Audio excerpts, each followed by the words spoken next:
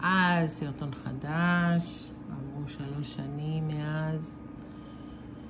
ארנק קטן, מחזיק מפתחות, קישוט לתיק. איך מחברים את הסוגר. לוקחים חוט ומחט רגילה, מחט כזאת שנכנסת לתוך החורים.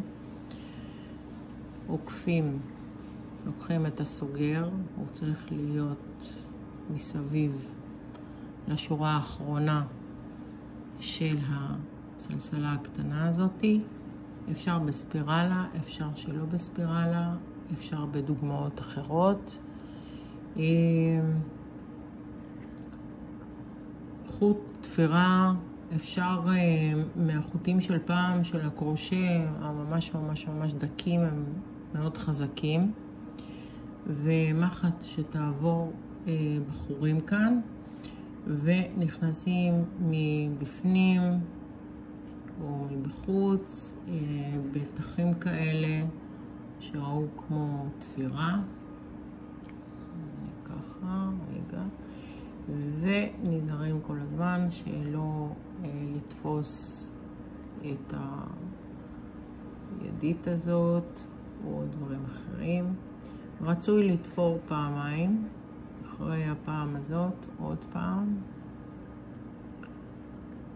זה די פשוט ברגע שמבינים את ההיגיון ולא נלחצים.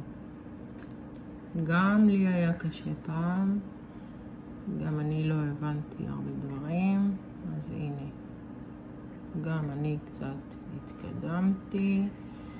כל יום אני מתקדמת עוד ועוד ועוד. כאן אפשר פשוט לעשות נקודה כזאת, וחייבים לא יראו את זה, ושוב נכנסים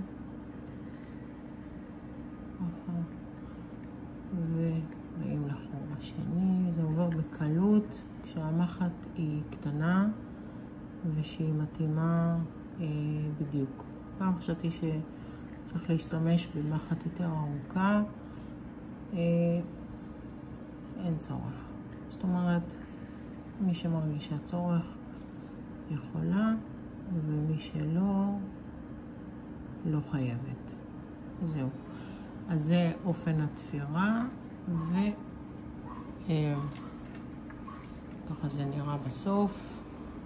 אפשר תמיד לקחת חוטים בצבע אחר, אפשר לפצל חוט שסרגנו איתו ואז לתפור איתו, ובהצלחה.